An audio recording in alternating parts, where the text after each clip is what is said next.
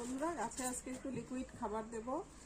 দেখুন, এই যে এখানে সবজি পচানো আছে, এটা ছাদে ছিল, মিস্ত্রিরা কাজ করছে বলে নিচে নামিয়ে দিয়েছে।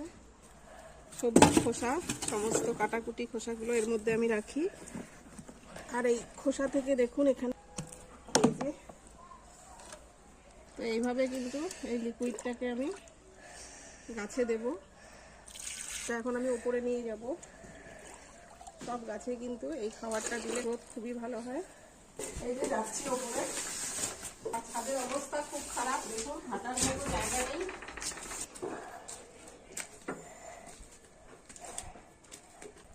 তো বন্ধুরা, এই যে চলে এসেছি ওপরে। এখন এই দেখুন, এখানে আমি 10 লিটারের থেকে একটু কম হবে, 8 লিটার মতো হবে এখানে জল নিয়েছি।